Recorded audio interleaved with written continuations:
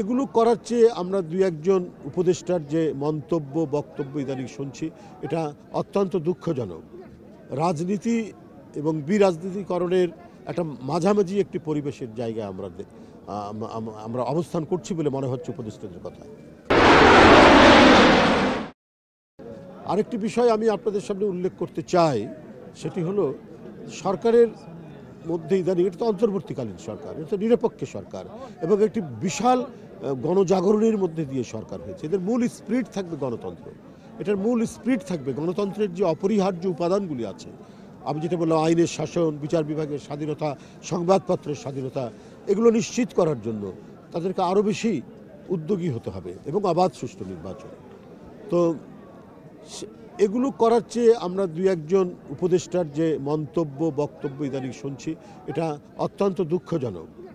রাজনীতি এবং বিরাজনীতিকরণের একটা মাঝামাঝি একটি পরিবেশের জায়গায় আমরা অবস্থান করছি বলে মনে হচ্ছে উপদেষ্টাদের কথা।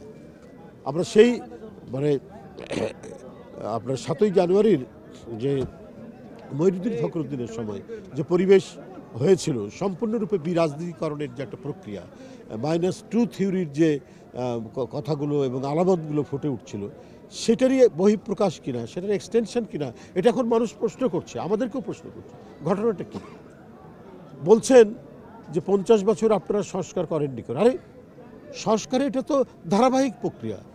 আপনার ইংল্যান্ডে যে কি বলে পোর ল, দরিদ্র আইন, ওখানে পার্লামেন্টের যদি আমরা ধারাবাহিক দেখি 1215 সালে ম্যাগনা কার্টা, আর এলিজাবেথের সময় প্রায় 1589-90 বা কি বলে এই সময় হচ্ছে পোর আইন। এখন যদি কেউ বলেন যে ওই দরিদ্র আইনটা কেন সেই সময় হয়নি, সে 52 সালে, এটা কি কথাটা কি মানাবে? এটা যথার্থ হবে? জনগণের দাবি যখন তীব্র হবে, ফুটে উঠবে, জনগণের চাহিদা যখন অনুভূত হবে, তখনই সেটা পার্লামেন্টের মধ্যে আলাপ আলোচনার মধ্যে দিয়ে আইনে পরিণত হয়েছে। বিশ্বের আজকের যে সবচাইতে সুষ্ঠু এবং স্বাভাবিক যে গণতন্ত্রের প্রক্রিয়া যেসব দেশগুলোতে আছে, সেখানেও তাই হয়েছে। আমরা বিল অফ রাইটস দেখেছি, আমরা পিটিশন অফ রাইটস দেখেছি। আপনার মেয়েদের যে ভোটাধিকার কি ইংল্যান্ডের যে 800 বছরের যে গণতন্ত্রের যে ধারাবাহিকতা, একবারে প্রথম দিকে কি হয়েছে, অনেক আন্দোলন সংগ্রামের মধ্যে দিয়ে জনগণের মধ্যে যে দাবিটা আসলো, সেই রাইটসটা পেয়েছে প্রায় 1927 সালের দিকে। 1927 সালের দিকে তারা সেই মেয়েরা ভোটাধিকার পেয়েছে এবং মেয়েদের যে অধিকার, সেই অধিকারটাও 19বিংশ শতাব্দীতে অনেক বুদ্ধিজীবী লেখালেখি করেছেন, অনেক আন্দোলন হয়েছে, কি বলে মহিলারা নানা আন্দোলনের মধ্যে দিয়ে তারপরে তাদের অনেক অধিকারগুলো নিশ্চিত হয়েছে এবং তারা ভোটিং রাইটস পেয়েছে। তো এটা তো একটা ধারাবাহিক প্রক্রিয়া এবং সবগুলোই করেছে কিন্তু পার্লামেন্ট। কিন্তু উপদেষ্টার কথা মনে হচ্ছে যে পৃথিবীতে যে সংস্কারগুলো হয়েছে গণতন্ত্রের চূড়ান্ত অবস্থায় আসতে, তখন মনে হয় যে পার্লামেন্ট এবং নাগরিকদের যে মতামত, ওটাকে একদিকে ঠেলে স্থগিত রেখে কিছু বুদ্ধিজীবী তারা আগে কাজগুলো করেছেন, তারপর তা হয়েছে। সেটা তো হয়নি। এগুলো সব কিছুই হয়েছে পার্লামেন্টের মাধ্যমে, দাবি উঠেছে জনগণের মধ্যে থেকে, তারপরে রাজনৈতিক দল বা পার্লামেন্টে আলাপ আলোচনার মধ্যে দিয়ে সেটা আইন হিসেবে পরিণত হয়েছে। তো যে কথাগুলো উপদেষ্টা বলছেন, আমার মনে হয় এগুলো ভুল বলছেন। ইতিহাসের যে জ্ঞান, ইতিহাস সচেতন হলে সেটি বলতেন না। আপনার 1776 সালে স্বাধীনতার ঘোষণা দিয়েছে আমেরিকা, সেদিন তো আপনার হয়নি, কি বলে যে তাদের যে কৃতদাস প্রথা উচ্ছেদ হয়নি, প্রায় 100 বছর লেগেছে। কিন্তু তাদের কংগ্রেস তো তৈরি হয়েছে, পার্লামেন্ট তো হয়েছে, স্বাধীনতার ঘোষণা তো হয়েছে 1776 সালে। তারপর থেকে ওদের গণতন্ত্রের ধারাবাহিকতা আছে, কিন্তু কৃতদাস প্রথা উচ্ছেদ করতে প্রায় 100 বছর লেগেছে।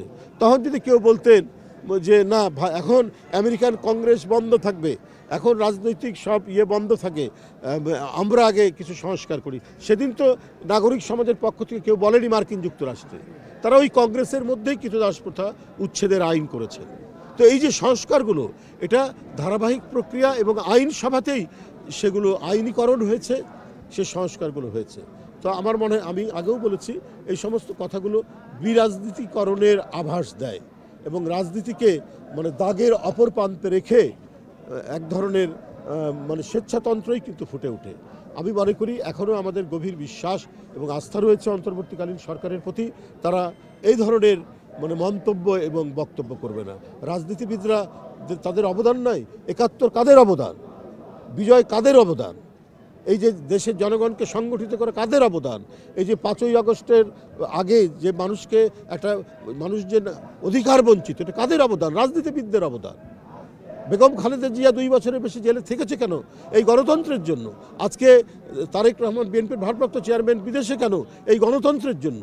এবং এই গণতন্ত্রের প্রতি তাদের অবিচল আস্থা এবং অঙ্গীকার, এটা প্রতিষ্ঠার জন্য তারা যে লড়াই করেছেন, এই জন্য নিজেরা যন্ত্রণা মানে সহ্য করেছেন, তারা কি বলে যে নিপীড়ন সহ্য করেছেন। এগুলোর মধ্যে দিয়ে জনগণ আজকে সংগঠিত ছিল। এরপরে চূড়ান্ত লড়াইটা ছাত্র জনতা কি বলে যে লড়াইটা যেটা জুলাই এবং আগস্টে সেটা হয়েছে, তো হঠাৎ করে হয়নি। এর জন্য একটা ভিত্তি, এর জন্য একটা জনগণের মধ্যে একটা প্রস্তুতি আগে থেকেই তৈরি হয়েছিল, যেটা করেছে রাজনৈতিক দলগুলো। এইভাবে মানে ঢালাওভাবে কথা বলা, এটা অন্তর্বর্তীকালীন সরকার যাদের মধ্যে মানে গণতন্ত্রের অঙ্গীকার এবং অবাধ সুষ্ঠু নির্বাচনের অঙ্গীকার রয়েছে, তাদের এই বক্তব্য আমি তীব্র নিন্দা জানাচ্ছি সেই উপদেষ্টার বক্তব্যের। কারণ এটা সম্পূর্ণ রূপে বিরাজনীতিকরণের আভাস দেয় এবং রাজনীতিবিদদেরকে অবহেলা করা হয়।